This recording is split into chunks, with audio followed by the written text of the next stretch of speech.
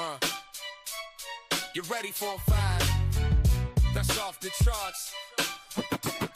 The Paul vibe. He's welcome. The one and only Berto Carter, aka the talent, as he was once named. He crushed it on WNB when radio was shows like the Wind Down Podcast and the Frequency, bringing the heat with relationships, music, and real talk. Berto, all about spreading positivity and getting the community vibing. Welcome to Really Charting Podcast. We're hyped to have you. Let's go. What's up, Berto? I hope you like that intro. Man, I just was so happy to have you here on this podcast, man. I truly wanted you. Hey, where'd you go? Where'd Berto go? Wait a minute. We'll be right. We'll be. Damn. Berto's like gone.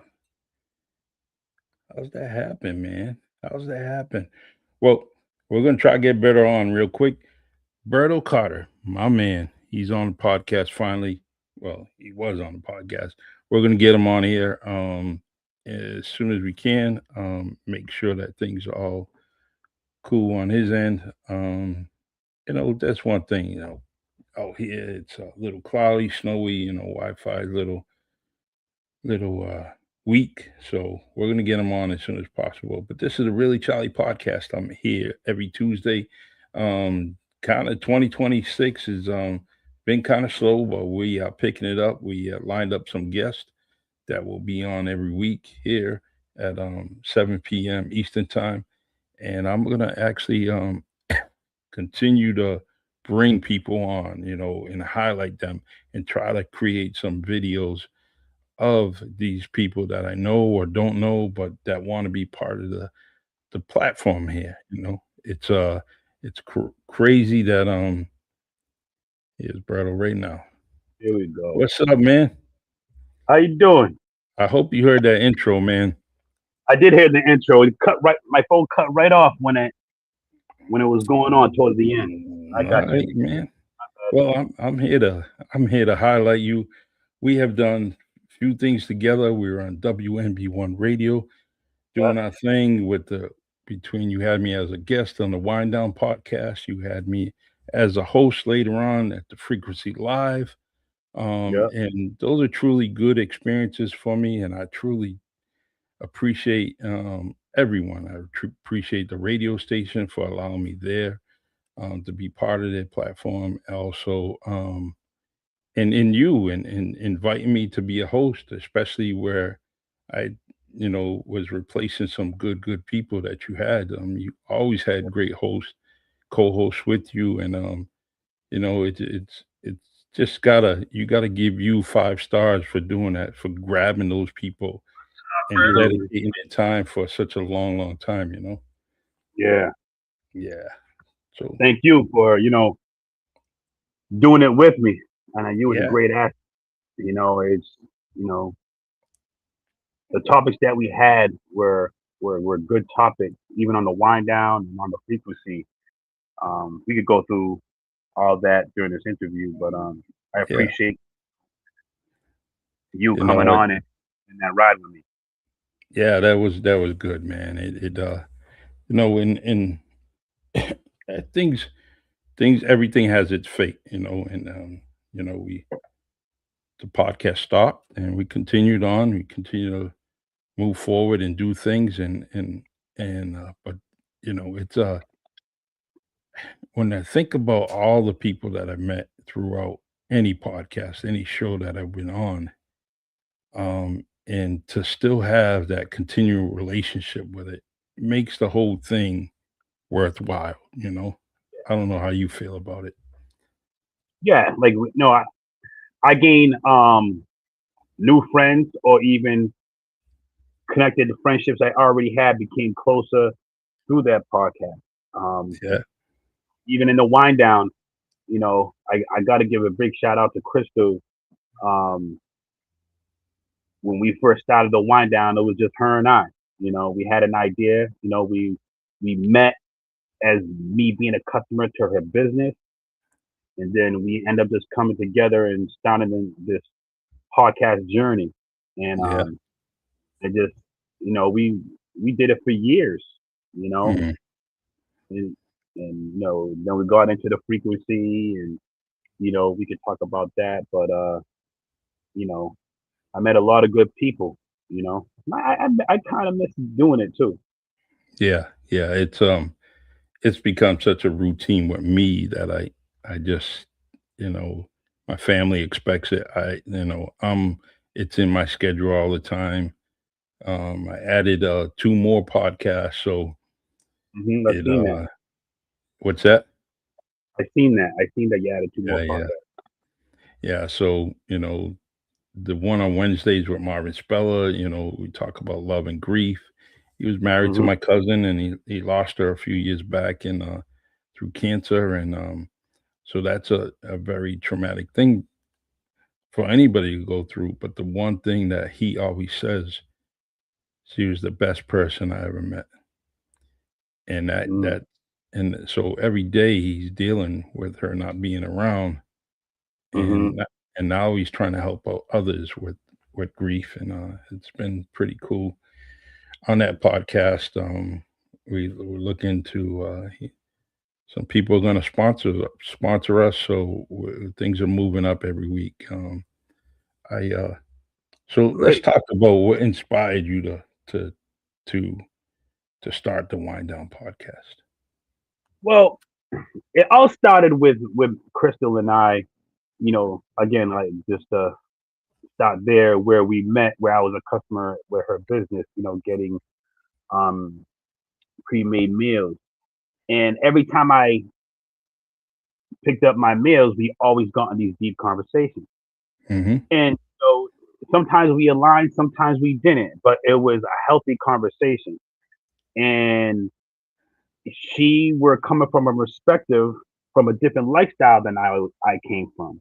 Mhm. And through those conversations, I realized that a lot of people may see the world in a different lens, through their experiences. This is how we are different.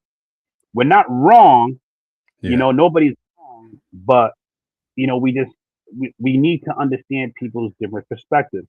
So where the wind down started was like she was married with children, and all the responsibilities. I'm single with no children. So obviously we're gonna have different experiences and different perspectives in life. But we can True. also just learn from each other. The Mm. experiences I have, she's not, and vice versa.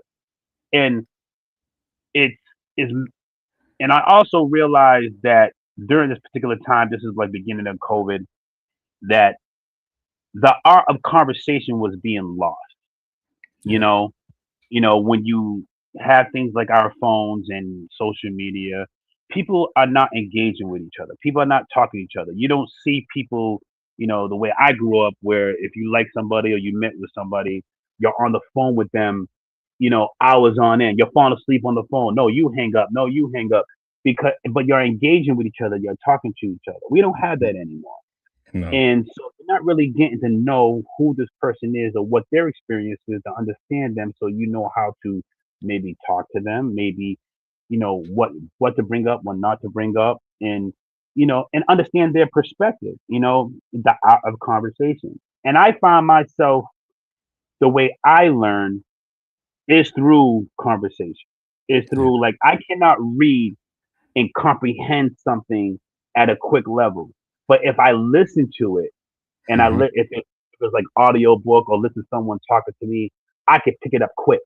I could pick it up quick, and it's that's the way my mind works. Everybody has a different way of learning. So when we started the wind down, that's how it started. And it started with a simple topic like relationships and the different perspectives we have in relationships, and it went on from there. Yeah, it's still still one of my favorite podcasts. I always look forward to tuning in every week when you guys are on. Um Hmm. and and I like for everything that you just mentioned, that's why I liked it because you can hear something from Crystal's point of view, from your point of view, And then even where there's times where you guys just agreed on something, and then I would actually say, I agree too. I agree too. So it's those conversations are definitely something that's needed, and the podcasts are needed, and that's why I continue to do it. But I like you I like go how ahead. Crystal she challenged me, and I like that Yeah. because sometimes it does yourself a disservice for someone always to agree with you Hmm. because you may have an opinion, but your opinion is not always right. Yeah. So you need someone to challenge you and look at it in a different lens, so to speak. You know, and I Hmm. like that. I like being challenged. I like the art of. I think, and I always get I always get like pushback on this. I think arguing is healthy, and if you're arguing in a respectful manner, like I think it's healthy. It turns me off when people say I don't like to argue, and I get what they mean. You don't like to fight. Yes, Hmm. I don't either. But arguing, when you have a presidential debate or you're having a discussion about sports, you're you're having a argument, but not Hmm. in the negative sense. And you maybe learn something within that argument. I always looked at it in relationships where if you're arguing with your spouse, yeah, you're arguing with spouse, it's a low moment. But how I take things out of it is after that argument, I just learned something about you that upset me.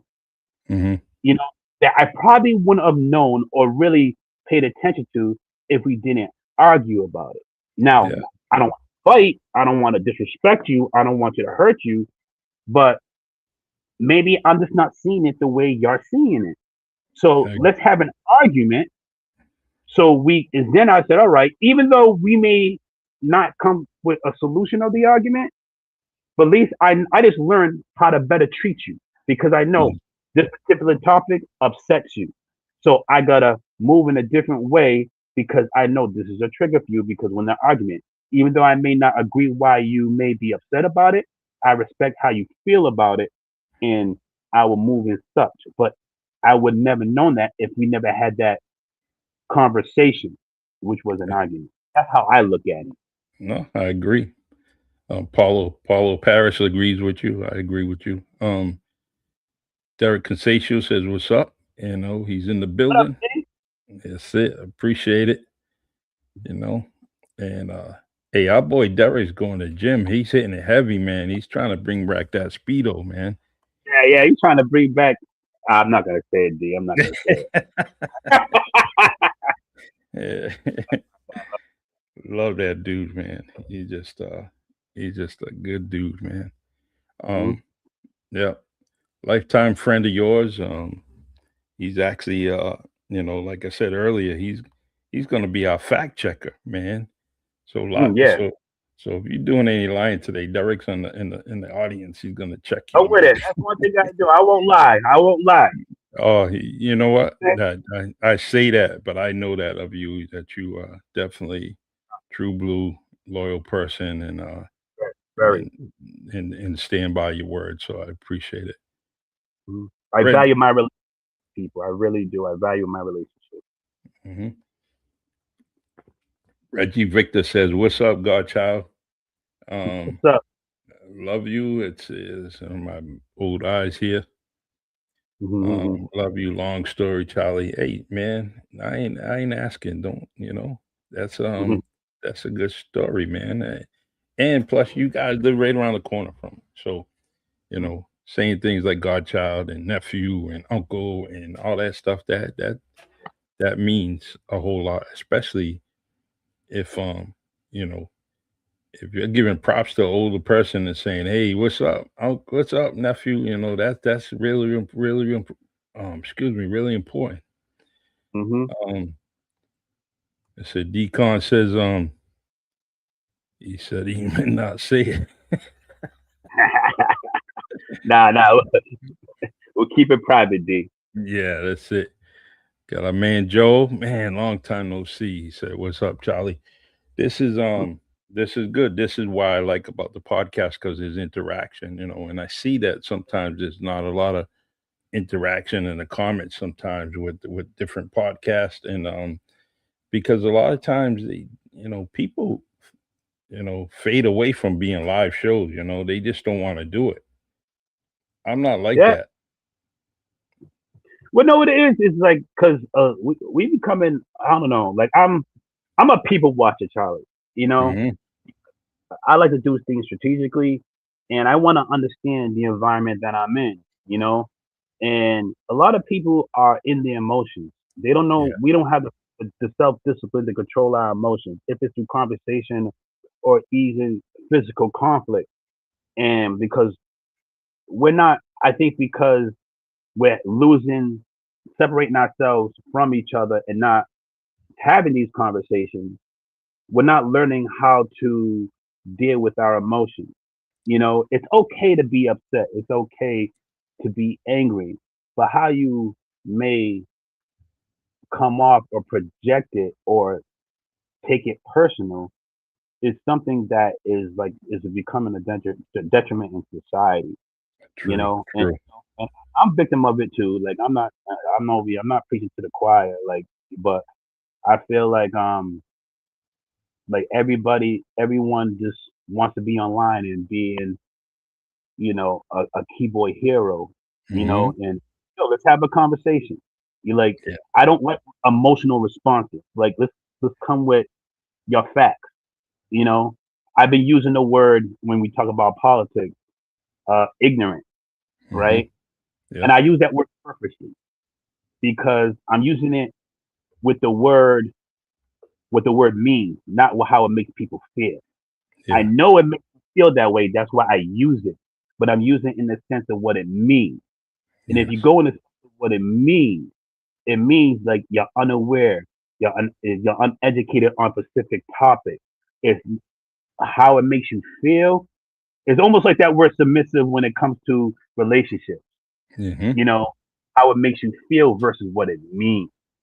So I do it just to maybe, yeah, trigger somebody into a conversation, but also use that as a tool of this is you're in your feelings over a word, Yeah. you know, and I know you're gonna be in your feelings over that word. So you're proving my point that you're making an emotional response versus a factual. True. True. True. Um, Yeah, to Decon do says, Berto is one of the most stand-up guys I know. Um, and to call my brother, and I love you. And let's see, let me just get out of this page here. I can read it. But that's he's calling you to call you his brother. He loves you, and it's Derek is definitely another stand up guy, man. I truly love everything about him. I actually remember him growing up, and he had a gauge. He had a hmm constant gauge of how he was gonna maintain himself in the neighborhood, maintain himself on a field, on the court. I mean, there was just so many. He had a large level, a large gauge, to follow, and which actually produced and created the person that he is right today. So you picked a good friend, man. I know you picked him, right? I know you Yeah, I picked think him. I did too. I'm very selective who's in my circle. I'm Uh, very selective because I don't mind yeah, being alone. I love my own company. So if I'm always connected with people, is because I want to, not because you know I need to or I feel like you're gonna benefit my life. Is like no, I generally value my relationships.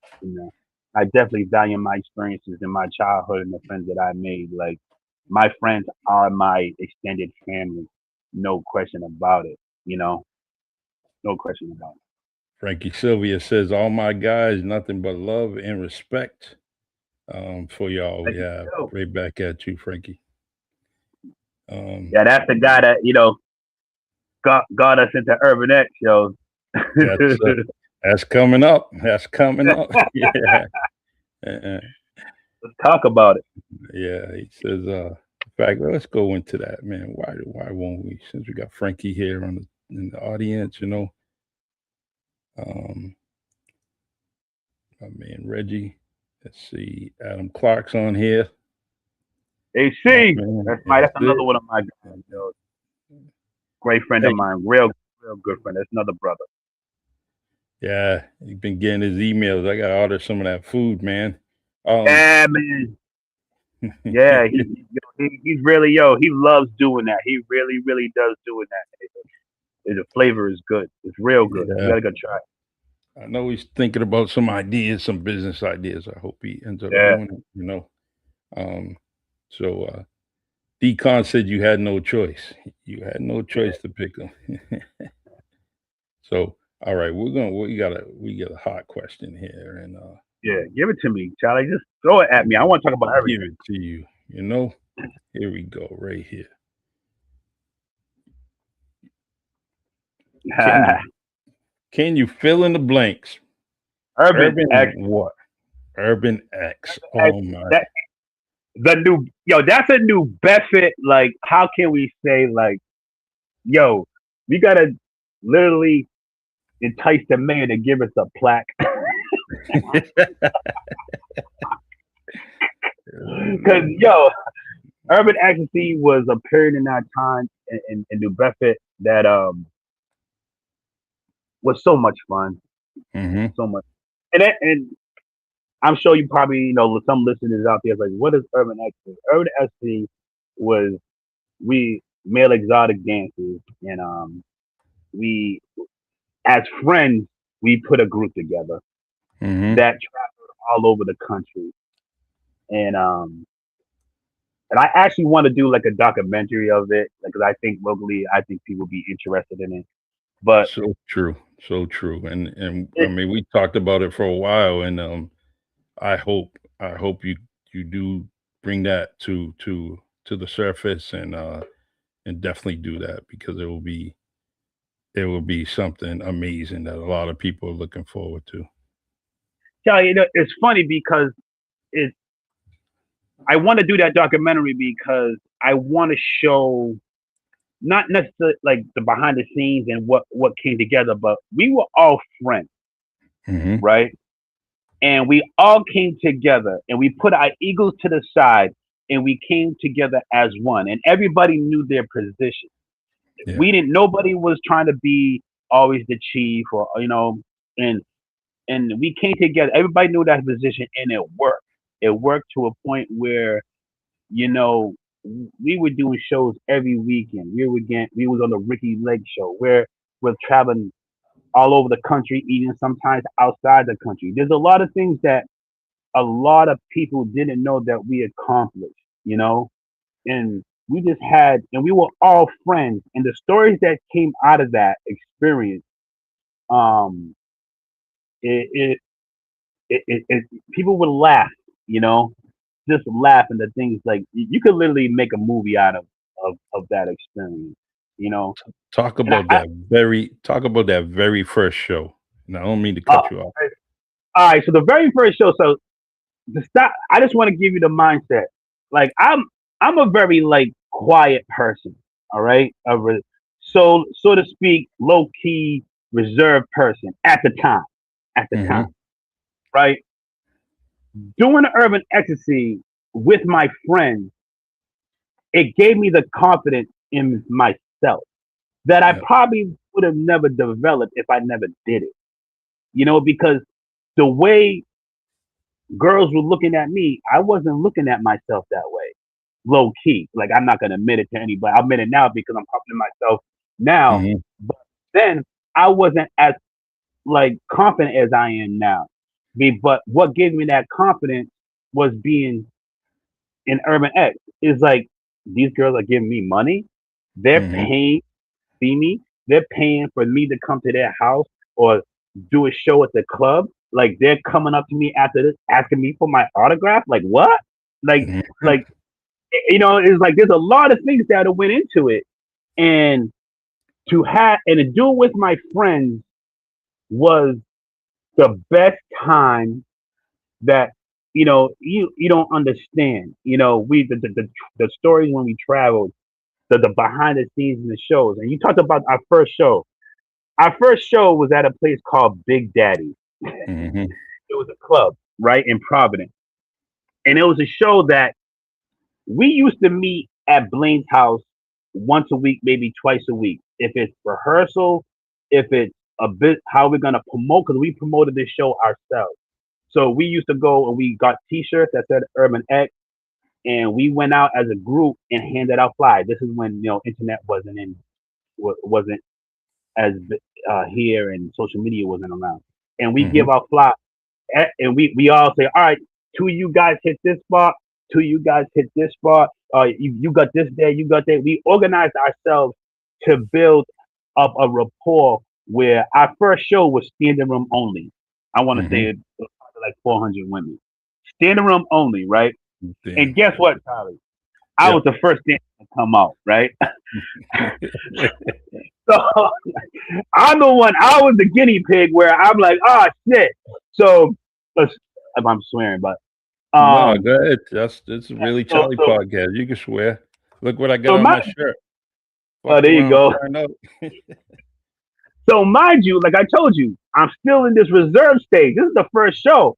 I'm Mm-hmm. not the Berto that you know now. You know what I'm saying? I'm like, this. I'm low key like, all right. So we're trying to drink in the back. I'm trying to get drunk so I can just get through it. You know what I'm Yep. saying? Yep.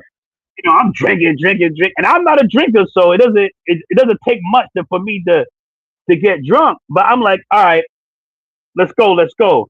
Soon as I hit the stage, I sobered up. When I Yep. saw all the women, I just sobered up, right? And I remember my routine to this day. I had a routine where I come out to like a I think you appreciate this. Know that Love Jones poem? Yeah. The, Yes. the Can I Be Your Slave? So I walked out to that. That's how I came out. And I sat down and I had like a keyboard in front of me. And it was a song that had a keyboard riff in the middle of it. It was a song called Fallen from Montel Jordan. So Mm-hmm. in the beginning of the song, he's playing the piano. So I act like I was playing the piano, because, doing that. And then the beat hit and then you stop doing the show. So, um, standing room only. And you know something? And it was a good show. Girls loved it. It was great. Like something like that in the area wasn't even thought of just yet. Like we in Boston they had it, but not on a level of like urban. You know what I'm saying? Mm-hmm. Yep. And look back at all that now, the way we en- end up being, we sucked that first show. But they didn't know because because but they didn't know because they never seen it before. Mm-hmm. But we came together. We recorded it the next week. We sat down as a group and we watched each other's shows and critiqued ourselves and said, "Hey, Berto, you need to do this, you need to do that." He goes, "Nino, you gotta do this, you gotta do that." Mm-hmm. Terry, don't do this, do that. And like one mistake. Oh, so this is a funny story that got to be in the documentary. Go When ahead. Terry's doing his show, right? Now Terry was the headliner because he was the best looking one, right? So Mm-hmm. he was the headliner, and he this is funny. He had a blow up doll, right? Yep. So he had a blow up doll, but it's funny because we didn't want to offend our counterparts, the black women. So we painted it black. Mm-hmm. Right? Like this how deep we were thinking, right? He's like, yo, you can't go up there with a white blow up doll. You had to go up there. It gotta be at least Cape Verdean looking, Spanish looking, black. You can't go because you can't be a blonde hair. You can't do it, yo. You're like, Yep. this is urban ecstasy. So, he's doing his routine, so he's acting out a scene to this blow up doll, right? Yep. Yo, don't you know the girls grabbed the blow up doll, threw it in the crowd, and a girl replaced herself with the blow up doll to her. She laid down on it. Yeah. And that started the point of, yo, we gotta bring girls up on stage. They wanna come on. It was a great reaction. It's like, So that was funny. Frankie says we got it done, and it's so true, man. Those little things matter, but you know what? You laugh about it.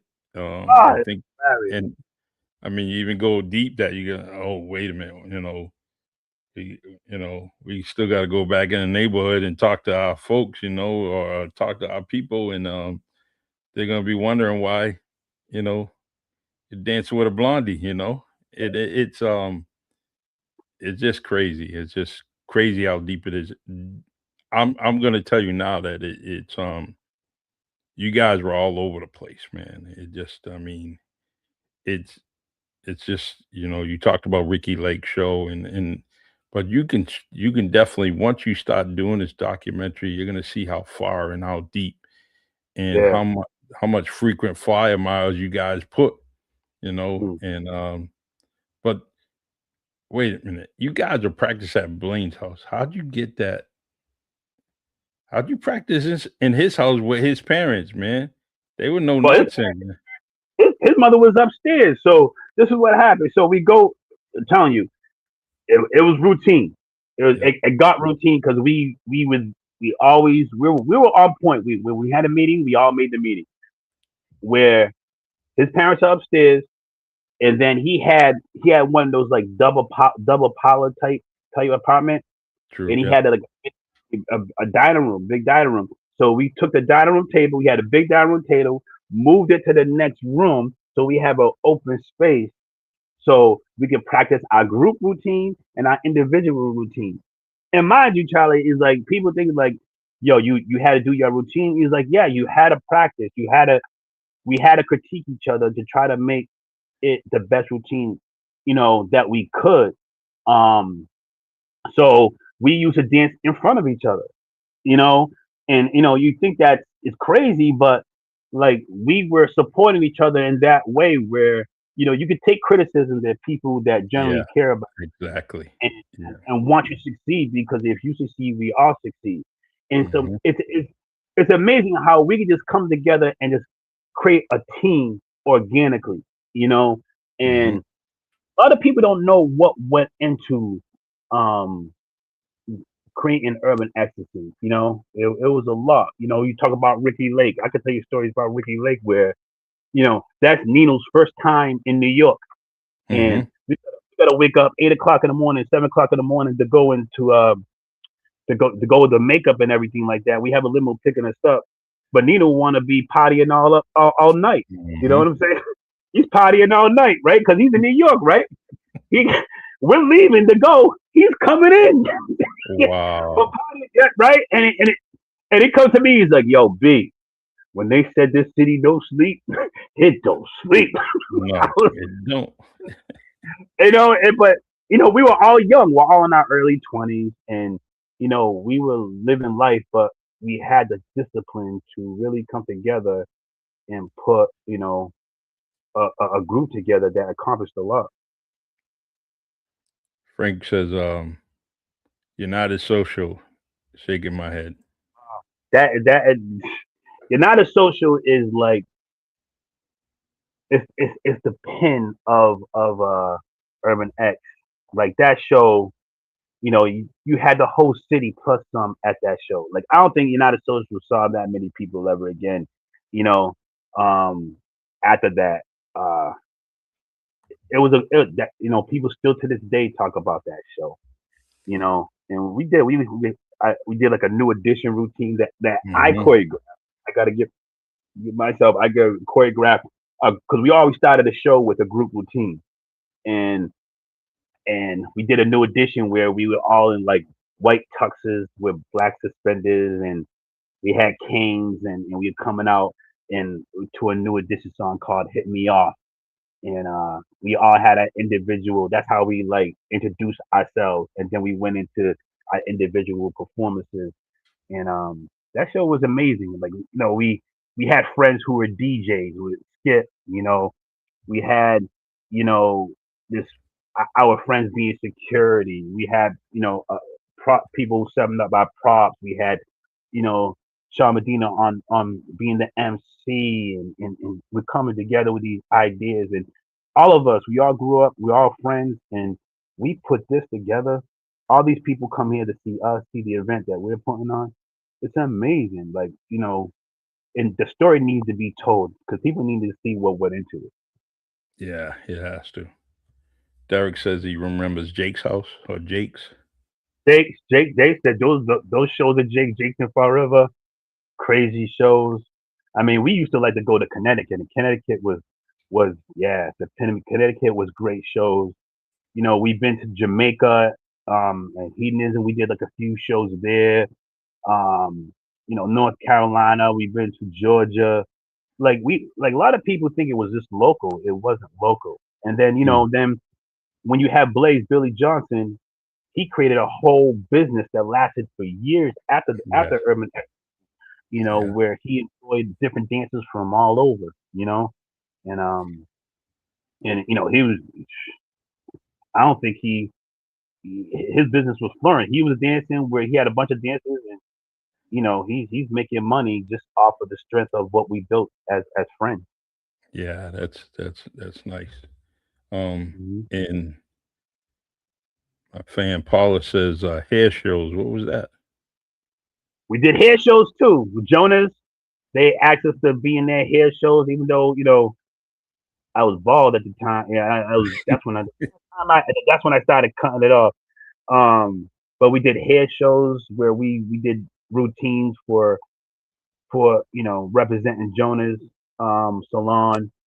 When you have salons, entering hair shows, we did that a couple of times. That was fun. That's nice. We walking out Ray to one of his boxing matches while in fatigue, and we're walking him out. We did that.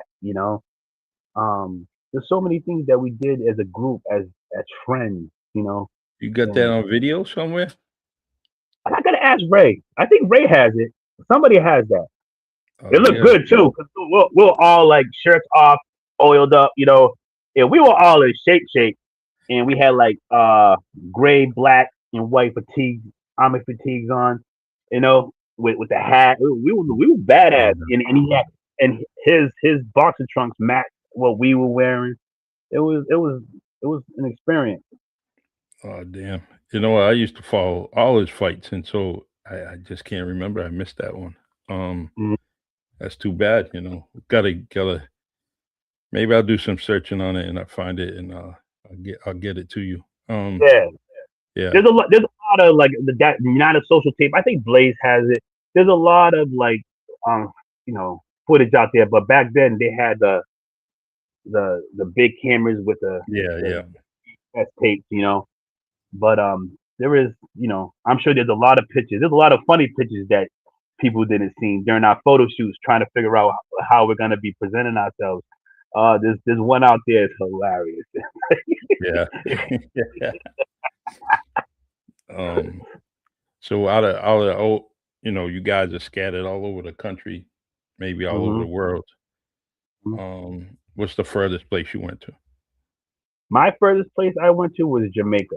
Yeah, Okay. I did. We did. I remember two shows there. It was a resort that hired us, and that was an experience too because they when we were there, there was one time we went and just the resort hired us, and the whole resort was there. They were promoting it, so we got there like on a Sunday, and our show was the end of the week.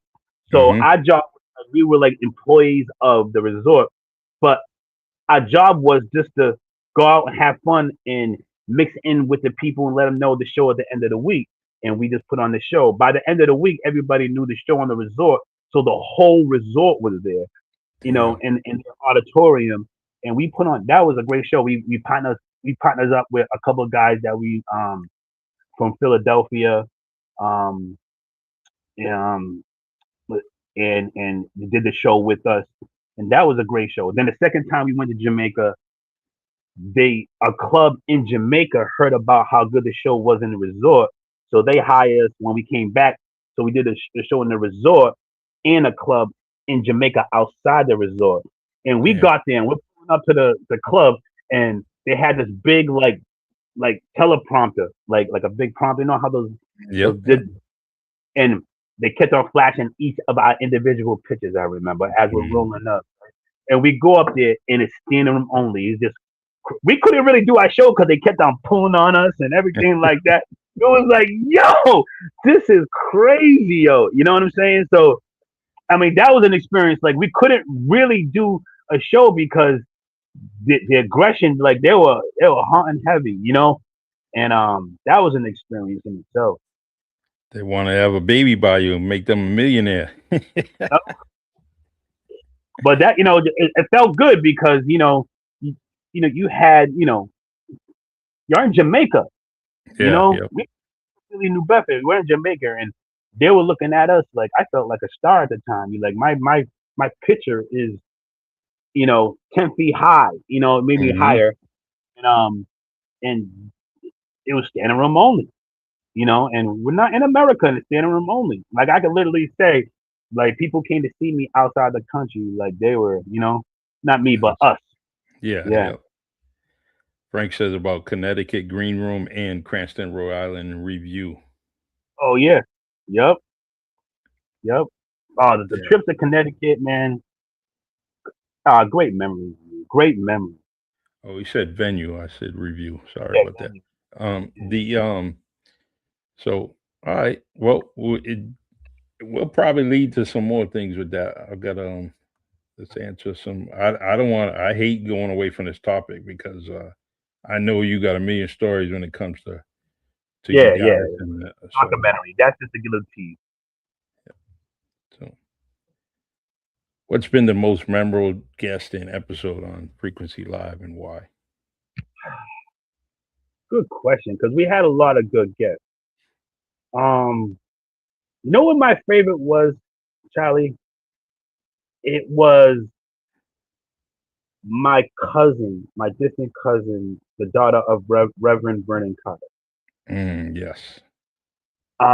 That was my favorite because during that interview, I knew my how important my uncle was, Yep. but I didn't know the relationship he had with Martin Luther King. Mm, During the interview, she talked about how Martin Luther King and my uncle Vernon Carter were best friends. They were very close friends, and um and really got deep into his activism, back then too. And to really think about, you know, he's getting, they're probably trading advice or trading strategies with each other when yep. it during these times, you know, and to have a close relative, you know, is to have that, connection to a man like Martin Luther King. I take Hmm. pride, you know. Um, so again, and that is, I think, a story that needs to be told about, my uncle, Reverend Vernon Carter. Like I went to go visit like the statue the Martin Luther King of Coretta Park statue where they show him Hmm. hugging. My uncle's name in my and his wife name is engraved, is one of the names that's engraved around that statue to celebrate the activists of Massachusetts, of Boston. Damn. So that interview alone, like she has all this documentary, like she's writing a book about his life. That was the best um interview that I did. It because I just want to like really I really wanted to say this when I went to Connie Academy, right? Hmm. And in Connie Academy, I remember Dr. Waters, right? Mr. Waters. Yes. He's our principal. And anybody that lived in the West End of New Bedford that went to Connie Academy understands this. We used to have assemblies in the middle auditorium once a month. Like every grade had an assembly once a month, and it was always on the civil rights movement. Hmm. Every single, if it was the Glee Club singing the songs that they sang, if it was the movies on the civil rights, if it was a special guest that was embedded in the civil rights, it was always something about civil rights. And this is a elementary school from first grade to sixth grade. These are kids, and he made a point to always make sure we understood that American history. Yeah.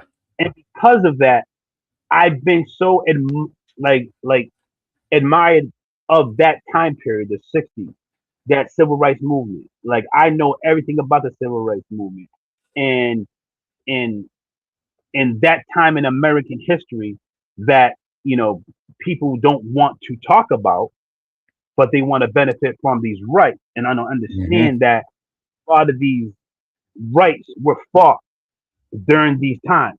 If I look at it as like the America that we live in today is only 46 years old. Oh, Hmm. no, not 46. I mean, yeah, my 66 years old. Yep. Because it was 1960 to 2026. So we're not that old, so to understand that and look at my uncle who was embedded in everything at that time, like it made me feel proud, but also it made me understand, you know, the blood that's running through my body, why I'm so like, enamored to really learn about the civil rights movement throughout my life. I watch every movie on the civil rights, or every movie about Martin Luther King or Malcolm X or John F. Kennedy or Robert Kennedy or the start of Vietnam War or Lyndon Johnson, and it's you know, and so on, because that's when I felt like the country changed. And here I am, first grade, second grade, third grade, fourth grade, all the way to sixth grade. I have a principal that made sure that I knew the basics of that time period because I see how it affected my life and how it made me perceive life. Yeah. And Dr. Waters, a man that grew up, um, went to the military, seen all those experiences, went through all the trials and tribulations that he went through, then finally comes home and becomes an educator, moves Mm, up the ranks as an educator, then finally gets to the top dog in within Connie Academy, where superintendents are talking to him for some kind of advice, but he's a principal. But he had seen what was needed in the educational system, and he hmm provided it to the Carney Academy students, hmm which later on in life you see how much they prevailed and overcome and accomplished many, many things, whether you're white, black, Puerto Rican, no matter what nationality you are, when you came through that school, it definitely showed later on as adults. hmm And yeah, I mean, you could see it. You could see it all over the place, And walking into that school, you still have those reflections of when you were there, and just to still reflect on something like a kid going to a candy store or an auditorium, a museum. And it's a museum. Carney Academy is a museum to a lot of people that went through that school. So, hmm um, Yeah, it really affected my life. I will never forget that. Like every time, it got to a point when I was in sixth grade, I was excited to go because I wanted to learn more about the civil rights. The mm, watch, the see, like you know, what what like what my mother and father went through. You know, yeah, and it's funny because when I talked to my mother, she came from Cape Verde at 2 years old, she wasn't totally embedded into the American culture just yet. She told me, she's like, I didn't even know what racism was mm, because she was an immigrant coming from this country. You know what I'm yeah, saying? But as she grew up and she met my dad, and in that experience, she really understood, you know, where what it was and how it looked and how many ways it looks, you know. And my uncles were all in the military. My uncles were police officers, firefighters. You know, my mother worked in the courthouse, retired from the courthouse. You know, I worked in for UPS for 30 years now. And so I think, you know, I'm coming from a lineage of service to the community to really understand. And this is why, you know, it was inspiration. Go back to your first question, inspiration to start a podcast was to really learn, you know, your environment. You know, not Mhm. everybody lives, not everybody has the same experience. I have, you know, experience of my mother being an immigrant, not knowing how America is. But I also, on the other side, is coming from my father's side, who are fighting against, you know, the tyrannies of what America was at the time. So True. I'm caught in between and learning both sides. That's why when I debate with people on social media, like there's a lot of ignorance out there, and it bothers me. You know what Yeah. it really Hmm. does. You know, it bothers me when you're affecting the youth because you know I understand how immigrant thinks and I understand how Americans think, and we're all the same. You know, it's we just got different experiences in life. We live in different Americas, and we need to understand that. I started at UPS, and there's a period of time where I was the only black driver. Yeah. You know, I believe you don't that. know how that Yeah. how the drivers. You're the only black driver. So anything you do wrong or right is gonna automatically be hidden and put out there. Hmm. And when you need someone to talk to, or when you need someone to really like understand shit, you don't have nobody because nobody understands what you're going through. You know, it's funny because you know, after the snowstorm, we had like that Tuesday, Hmm. they only had a certain amount of drivers, and all the low seniority drivers are minority except me. Wow. So I realized this is the first time I'm speaking on it. Yep. I'm sitting here like a PCM, what Yeah. we call a P, where they give us instructions, our safety instructions, and what to expect, what we need to know for the day. And I'm looking around of these probably there's probably like maybe 40 drivers, and I'm looking around, and I'm the only black driver again. Nobody Wow. else noticed, but like I was only, and it's okay, no big deal. I've been there, no, you know what I'm saying. The guys I work Yep. with are great guys, but to understand that, to really understand to be that only person, the only minority in that room at the time, could be very intimidating when I first started my career at 20 something years old. You Hmm. know, um, I got to commend you because sometimes that's a hindrance, a barrier, a personal barrier um, that some people don't get over, and then they mm, kind of backtrack and they say, "Nah, this ain't the place for me." mm, And I'm glad you didn't do that because 30 years, yes, that was the place for you, you know? hmm And I'm glad that you were able to have the stamina to make it happen, you know? it was there was times it wasn't easy times. It's just, I can honestly say there was times working for that company, and I'm not trying to dog the company at all, but I just want to give like I need to like let people know the experience of a black person in this country, where like I would wake up in cold sweat because I didn't know what I was going to because of a certain supervisor. You Mhm. know, like I had supervisors where would come at me and literally be in my, Yeah. you know, and and then later on, in as years gone by, where you know you gain their respect, he comes up to me and says, he pulls me to the side and he says, "Hey, Roberto," she's like, "You know something? Know why I always got on you? Because it seems like every time I got on you, he goes, I didn't affect you." I said, "What do you want me to react?" And he was like pushing me to react to feel like Mm. he has power over me. You know what Yeah. I'm saying? Literally, do you know, being a black person, I'm already putting a lot of pressure on myself. You know what I'm Exactly. saying? But but we're used to being in an environment where we don't show things affect us. We can't show weakness. We don't have that privilege. You know Mhm. what I'm saying? So he, as he got to know me as a person, he laid off because then he understood me. And this is what I mean. You never even talked to me. You already judged me because how you looked at me. Yeah. Because like your prejudice, your bias, your ignorance.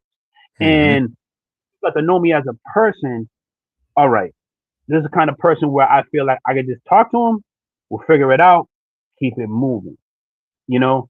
And people don't do that no more. And that's what frustrates me when you try to have conversation with people, if it's politics or different things. Everybody had their perspective and they think that, what you feel is fact and it's not.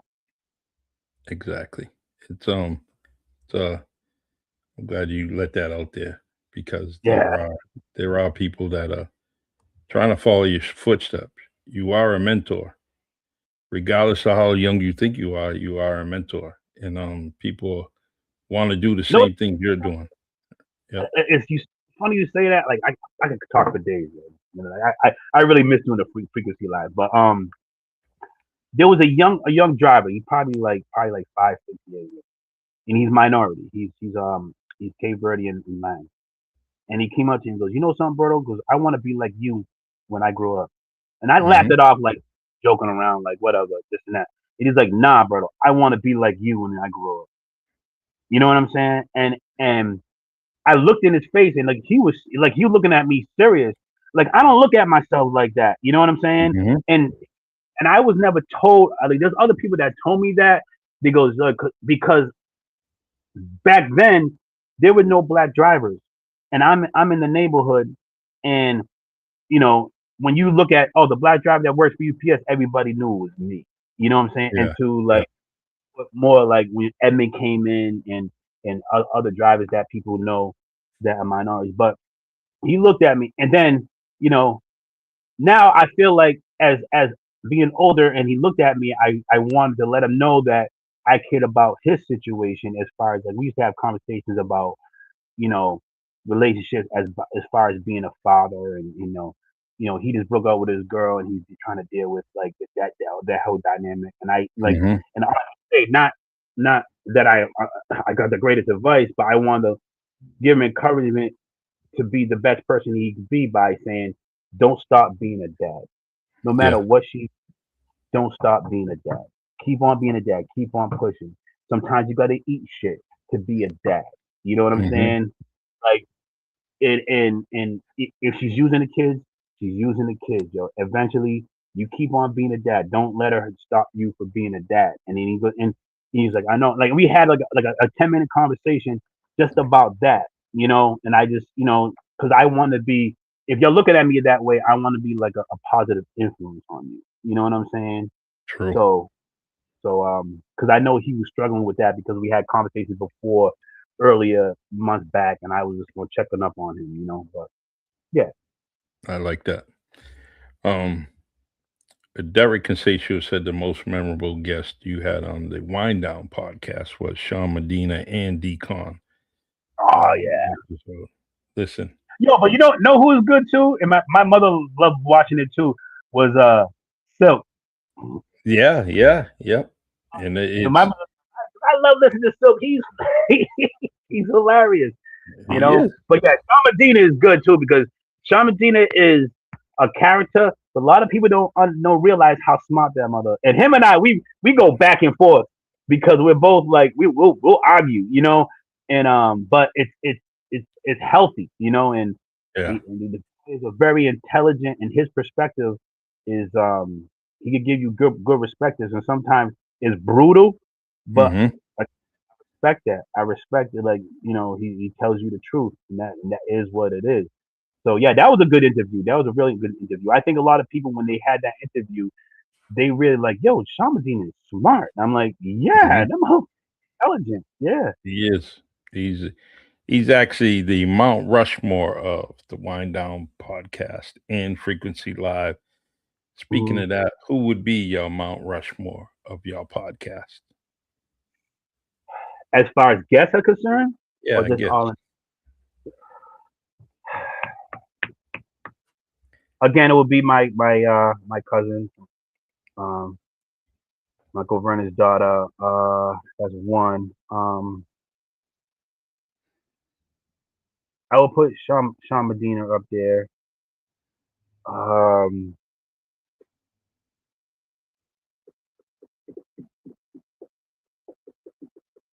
two more.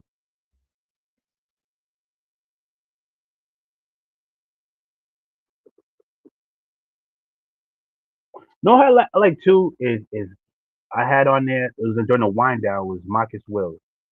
Yep. Marcus Will don't speak.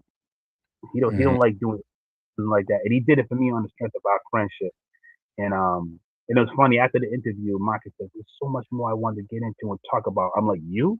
He goes, "Yeah, like yo, like talking to you doesn't feel like I'm doing anything." He's like, he told me like off air. He was like, "There was so much." Um, and he told me behind the scenes. I gotta tell this story that he told me. He told me off Hmm. air where he goes, "Brother, you know how I became a good shooter?" I was like, I used to remember when we were kids. You always used to like just shoot like with your hand. Like Hmm. I always I don't know why I did that. I was imagining myself as being Michael Jordan, and I love Yep. Michael Jordan's form. And it goes, and I always was doing that. And he goes, that's how I became a good shooter. So I always held the ball in my hand, and I remember you doing that, and I was shooting. Like he told me this. I don't know if it's true or not. Maybe he's trying to Hmm. tune me up. He told me that. I was like, for real? And he's like, yeah. So that's how I became a good shooter is because of watching you just fool around, and I was trying to just do it so I become a better shooter. So Yeah. I Yeah. learned about trying to understand the art of shooting. Um, so that was an interesting one. Decon says Sharik, which was a good interview. Tariq was a great interview. Tariq was a great interview. And that's another one who you look at Shriek, but Shriek knows his stuff when it comes to training, man. And Hmm. and Yeah. and Shriek he's not a shy guy too, so he's met a lot of people, and that's a tough motherfucker. Where you know I'm not necessarily like I'm just talking about fighting. I'm talking about in sports. At his size, because when we play football together, and you have these guys that you know play professional football, he's like, you motherfucker, you little motherfucker. Hmm. He had Yeah. to grow So. up on his, we can say it like we know it. He had to Mhm. grow up by himself, and fend for himself and do Yeah. things on his own, and Yeah, a you lot of know, people don't know. Like me and Sharik, we were close. A lot of people don't know, his story, yeah, and if you knew his story, you will understand him so much better. You know what I'm saying? Like it's just there's a lot of like backstories that like to keep to myself that goes on between went on between him and I. But that's my dude. Like in he if you understand him, what he went through, sometimes you're a product of your environment, and you gotta understand and respect that in the position that he in. Yo, kudos, man. Like I got so much respect for that guy. yeah. I would defend him, and you know, people coming at me. I said, "You don't know nothing about him. You Uh, don't know anything about him, and I'm going to defend him until the day I die." I mean, he's yeah, just done so many things for from me being his coach when he was younger to being friends to just him going through whatever he went through and yeah, check it out. I mean, his training business it's over. It's going on his second decade, I believe. So yeah. those are things that he's maintained. He's done. You know, even though he's take a left or right here. And people don't realize that. Well, guess what? We're not He's we're not perfect. Like no, we are human beings. We're flawed human beings. Nobody's perfect. We all have our individual flaws. So yeah. to be judged by someone from another individual who is flawed themselves, you may not have the same flaws as I do, but y'all flawed too. And if I really want to find them and judge on you, I can do it. But no, like I'm not gonna do that because I'm not perfect. You know what I'm saying? So it's you can't judge people. You don't know their experiences. And some people are spoiled brats. They got everything given to them. Okay, nothing is 100%. I always say, but people have experiences that you didn't experience. Maybe you were lucky enough not to experience it because if you did, you probably wouldn't have survived. You know, and so you got to respect somebody coming out of the gutter. Like I had a debate with someone who mentioned welfare. Oh, are these people on welfare using welfare? They're like, Mhm. I grew up on welfare. Are you Exactly. serious? Me too. I grew Me up on too. welfare. Like I most of my friends grew up on welfare, but that welfare gave us food to eat, to give us energy, to be able to get our education, get the information, to able to, me to work for, you know, UPS for 30 years, or all my friends had the college education they had. Like, that's the most ignorant statement when people say, "Oh, welfare, they're using welfare." You have no idea, yo. They're coming No. from a privileged, entitled mentality, and that pisses me off. It really does. It really pisses me off because you know you think that, yeah, I have a good job at UPS. I was just privileged. Did you Hmm. know I only had 3 pairs of jeans in high school? Yeah. No, Yeah. nobody knew that. Like, I try to mismatch my shirts. I have 4 shirts and 3 jeans. You know what Hmm. I'm saying? My mother, Yeah. my mother couldn't go to my football games because she had to work throughout the whole weekend. But she got herself out of welfare. And then got herself a good job at the courthouse. As a single mother raising 2 boys. Welfare, like that's the most ignorant statement people could make, and it pisses me off. And I see the entitlement that people come from when they say stuff like that. You know? Yeah. It's true. Um, let's see. Yeah. Good comment, Sherry. Says struggling families aren't the welfare, and let me see. Bring this up a little bit. We should be concerned about it. It's the corporate welfare that's Yes. destroying the middle class. Of course, yeah. Try to And get like, all right. Maybe I'm ignorant. Like, maybe I'm ignorant with it because I'm sitting back and I'm trying to understand how things work. Because you know, okay, my mother used to own a salon. My mother used to do hair before she worked for the court system. yeah, Now, my mother was doing cash to hand. That's how she was surviving. Cash to hand. She didn't know nothing about LLCs and all this other stuff. Like, she was hmm, just doing cash to hand. Nobody gave her the information. There's people that she knew that she worked in the business. These other people never gave the information. She just doing cash to hand, and got us out of welfare. You know what I'm yeah, saying? And got another job. So now so my mother, as a a former salon owner, I'm looking at these salon owners, and you ever notice these salon owners, right? I'm like, how are they driving $100,000 vehicles? yeah, You know what I'm hmm, saying? Now, I understand. Now I'm older and have the information that they have an LLC, they write them off and everything like that. And these are yeah. the people who are about make America great again. You're not even buying American vehicles. No, You're buying foreign vehicles, $100,000 foreign vehicles, and you're getting a tax write off of that. So I'm looking hmm, at these people. It's like, yo, are you serious? And like, I understand it. It's legal. I get it, but it's immoral. But you want to make us like this. It's a small thing. It's not that big of a deal, but it shows me how ignorant you are. Like, hmm. am I wrong saying that? I don't know. No, I'm I'm round up people right now. you were not wrong, and it's like preaching to the choir. Where you and I, we kind of come off with the same type of argument or statements, or we definitely don't understand, and they are some ignorance about a lot of people, a lot of different I'm, things that we see around us, and it's I just was amazing. debating with yeah, I was debating with I'm gonna say it's a family member, right?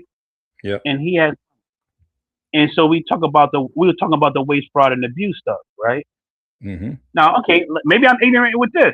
I says, you got money, right? I guarantee a person when y'all manipulating and frauding the tax system, so you pay less taxes, right?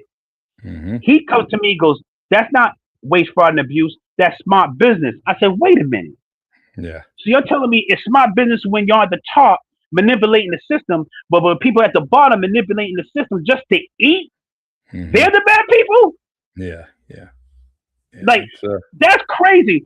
What if it's smart to do it on top, then it's smart to do it at the bottom, and that's the ignorance that really pisses me off. You know what I'm saying? In this country that develops the most amount of millionaires and billionaires, and then you want to demonize a group of people in a country that everybody's stealing from each other anyway.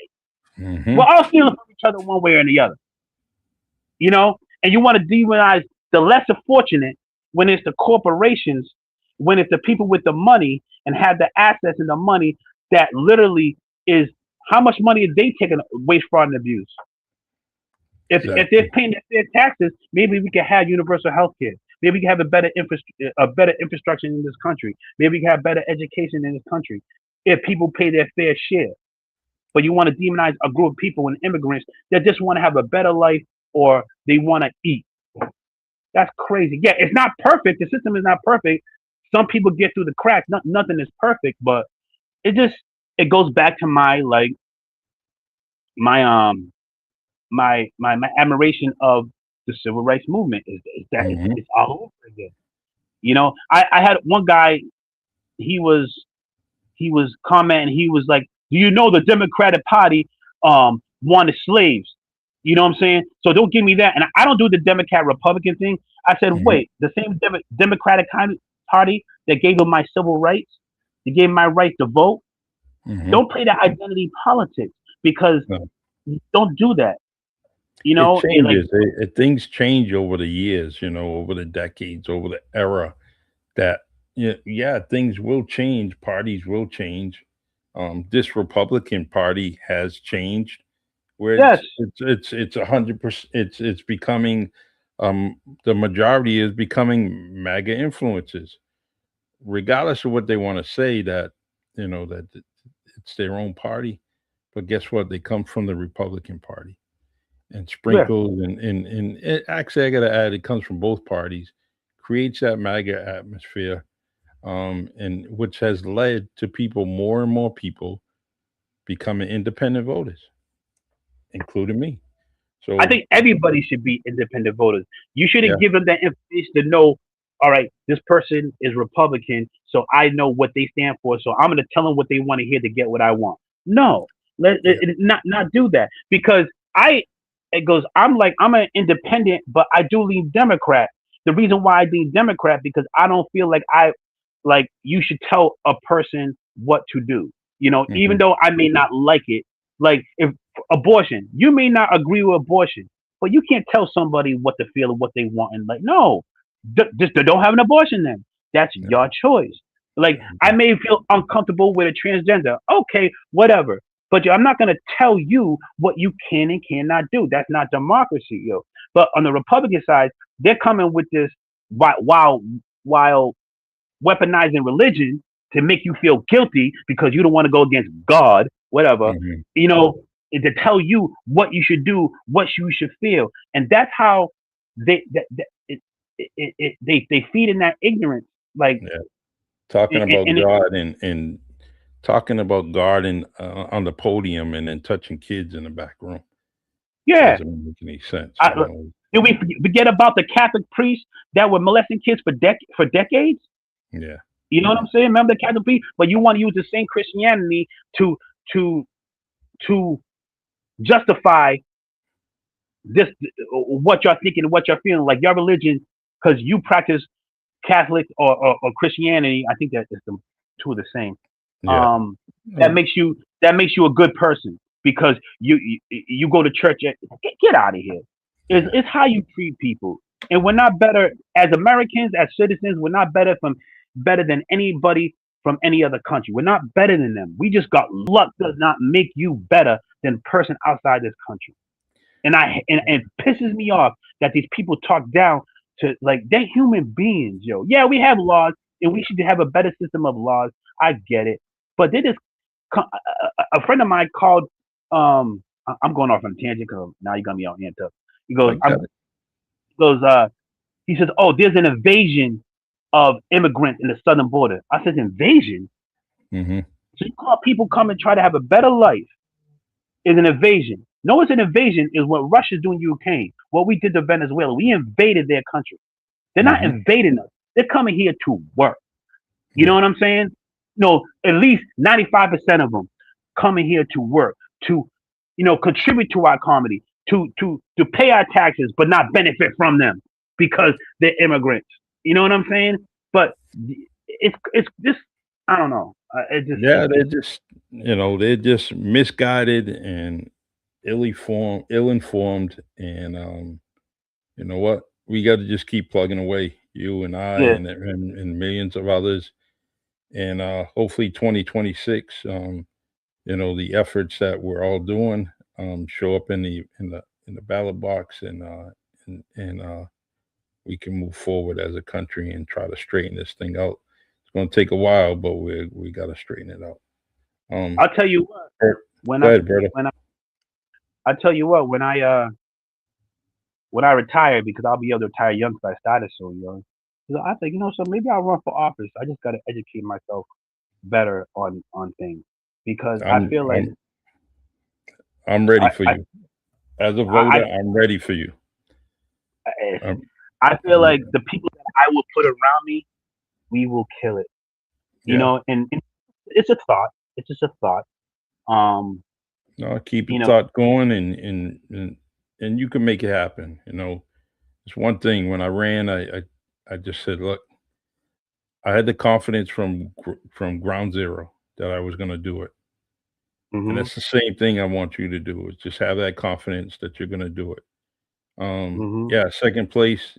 I came in, but I woke up the community, woke up the city, woke mhm. up You the did. city that someone had to spend $100,000 to beat me. Mhm. I And tell you what, I know the people that you're like, oh, Sean Medina, that's my guy, would be on my team. You know what I'm saying? hmm I already have my campaign manager. She keeps on telling me, she's like, Berta, you need to run for office. You need to run for office. And that girl's a hustler, and she would run shit. Like, I know the team that I would put around me, and this is just a dream. I'm like, I still got many years of to to service in UPS, but I'll be young enough where, and I say, because I wait till I retire, because I work so much. I work 10, 11 hours a day. So yeah. I don't have time to really do what is needed. Now, if I had, I'll have my pension and everything like that. I'll have the resources and the time to really, and it's about bringing people together. Like it's, I know it's easier said than done, but I think that, you know, things, we got to bring people like together, but to bring them together, you got to call them out on their bullshit. You hmm know what I'm saying?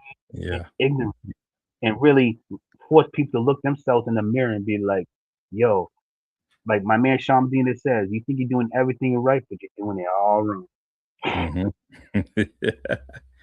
That's my man, man. I always bring this up when I see him, and I remember you since Tom and Lane, and he Mm, just laughs. He just laughs about it, and that guy's crazy.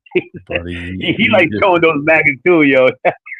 he He's that I'm so proud of that dude, man, because he just was he's that dude. He was cool when he was young. He's still cool, and I truly have a strong admiration for him. Would love to get him on the podcast eventually. Um, we're gonna Mhm. close this podcast with this question from D Con, and he talks about Coach Gardner, who has been around you and me, huge influence, and what did he mean to you? Coach Ghana. Hold on one second. Yep. 1 second. Oh wait, I Berto, want to before make we do sure. that, let's talk about WMB1 and the difference that it's made in the community. Then we'll close with Coach Gardner. WMB1, like this, like anybody, like download the WMB1 radio app. Um, WMB1 gave me an outlet to really take a chance and do a podcast. I never thought I would do that. Um, and it's the idea is great. I mean, we need a voice in our community, and we need to support WMB1 Radio. Like, I'm not totally completely out. Like, I just needed a break. Because I was the first show on WMB1 Radio, Hmm or maybe the second show, the sports show probably was first.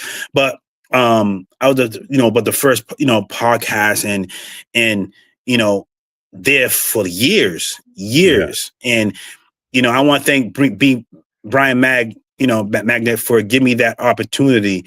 And I still consider myself part of the WMB1 Radio family. I just needed a break, but people need to really invest in WMB1 radio, because what they are building there is something that can really build up our community, really highlight our music, really highlight our issues, really give us a platform to get the information out to our community and others, Mm-hmm. So, shout out to Brian and Margarita and everybody at WMB1 Radio. I mean, it's like that's family there too.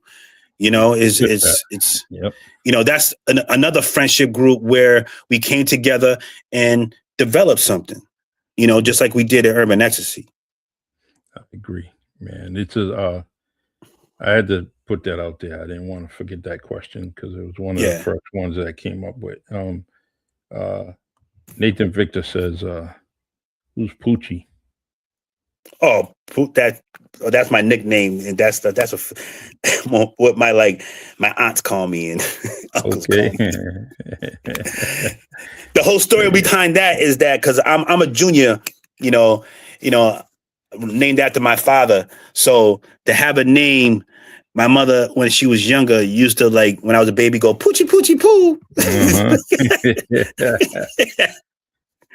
So that's how she came up with that name. But Coach Gardner, Coach Gardner was one of those coaches in the high school that is one of one, I want to say. Yeah, exactly. One of one. It's a very smart man, a very empathetic man. The things that he's done for us in our community needs to be celebrated, in my opinion. Yes. He really paid attention to us, and knew what we can accomplish, and he never gave up on us. And I'll give you two examples. I mean, when we, as a freshman class, me, Food, Derek, and all the athletes in our freshman class, which our class 93 class started the run of champions. Yeah. This is a story a lot of people don't know. When we were freshman, sophomore, he told us, in your senior year, y'all going to be state champions. He told us that. Y'all going to be state champions. He knew that at freshman, sophomore year, the talent that he had to be able to say, and we end up being state champions in track and field in 93 with a record team score. Right? We had the state championship won before we even got to the track events. Damn. You know what I'm saying? That's how good we are. You know what I'm saying? So, and that experience in track, the laughs, even Coach Ghana's laugh is hilarious. The trips that we went to New York, White Plains, New York, and traveled there. And there's stories where Coach Ghana, a lot of stories like with Fu. Fu was a great athlete, right? But sometimes you got to watch over this guy, right? Yeah.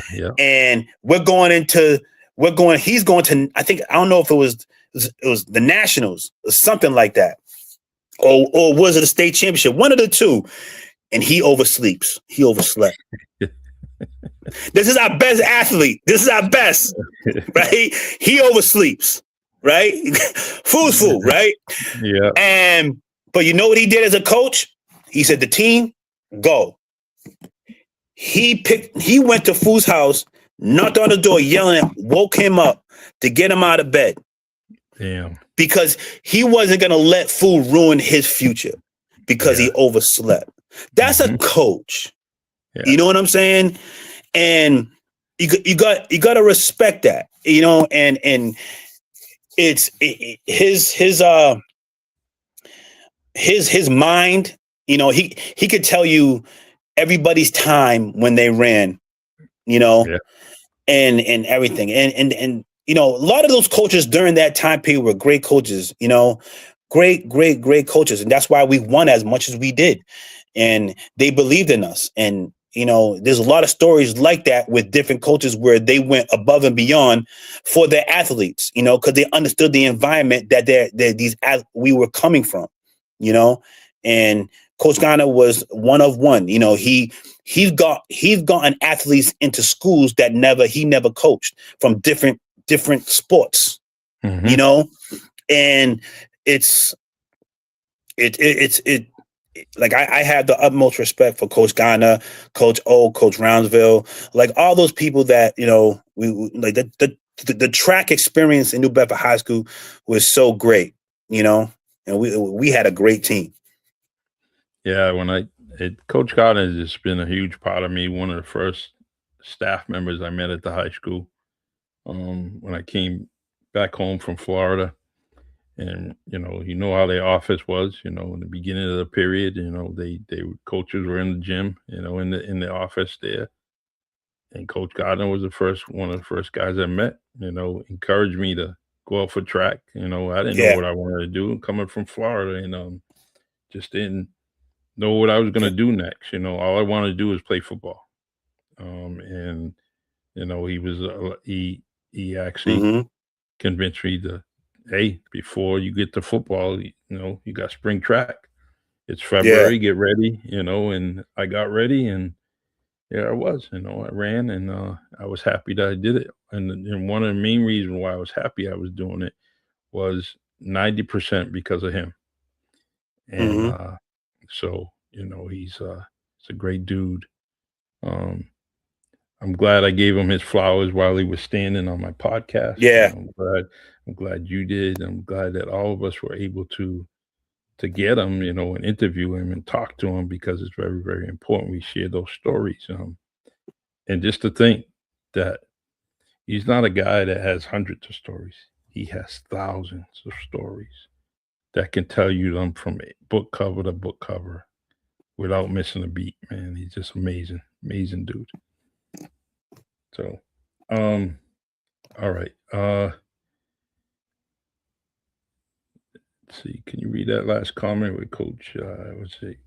Derek says Coach G had 3 different houses. Hold on, Charlie, because Yep. I need to put my earbuds in. Okay.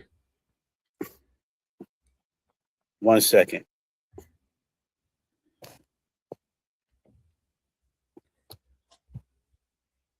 So while Berto's doing that, we have you know, we're talking about Coach Gardner.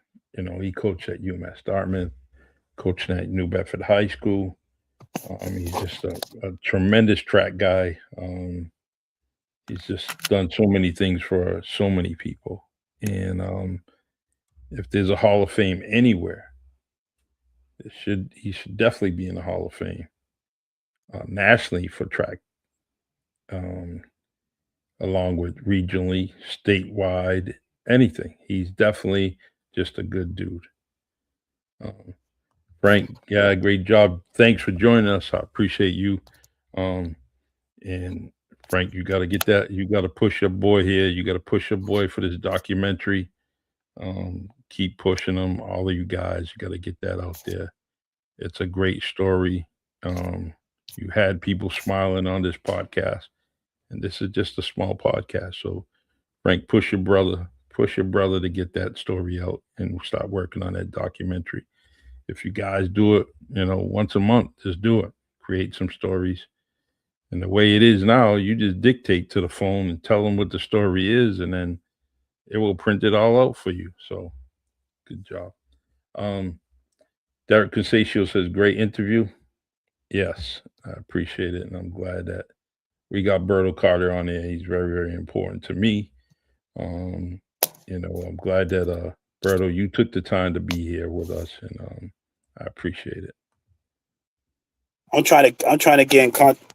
Listen, I can't hear you. Yep. Can you hear me now, Berto? What's Can you that? hear me now? Can you hear me now? Yeah. All right. You know, I just want to give you this time with any closing arguments. I truly, truly appreciate your interview, and you know, come back anytime, you know, and whenever you brainstorm that you want to get your podcast back on the airs, you know. Okay. Meanwhile, you still got this, man. You come on anytime, you know. I can invite your guests, your friends. You just do an interview right here. I'll just be in the background producing. All right. All right. I heard some of the stuff you said, but I didn't hear everything. All right. Well, thanks a lot, Ty. I appreciate everything. You did. We're gonna work together again. All right, man. I appreciate it. Thanks for having me. Thank you, and have a good night, and stay warm, you brother, too. in that truck. All right, take care. Take care, man. All right, everyone. That was Berto Carter, man. Man, definitely. If you have time, you want to look at some of his podcasts over the years.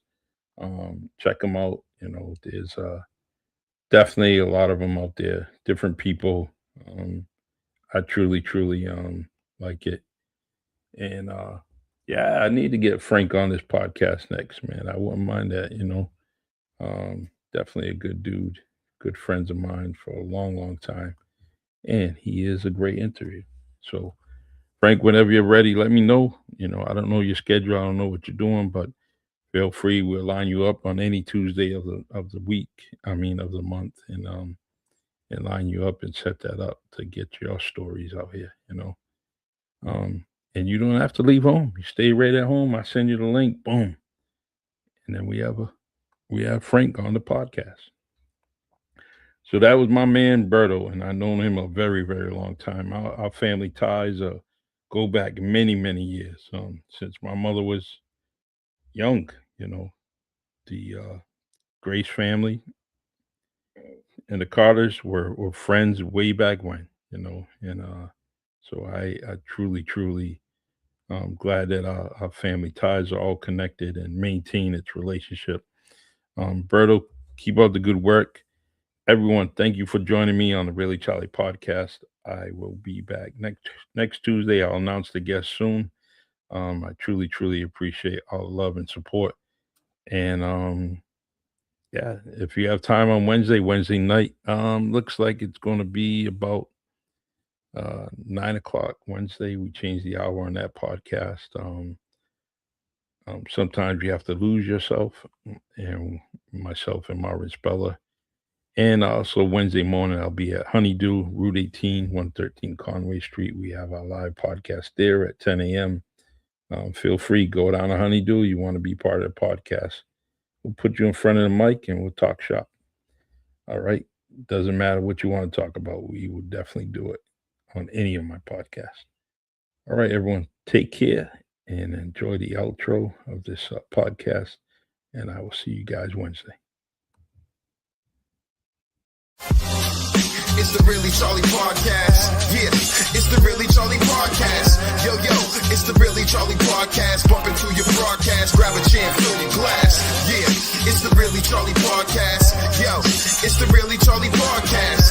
Yeah, it's the Really Charlie podcast. Bump into your broadcast, grab a chair, fill your glass.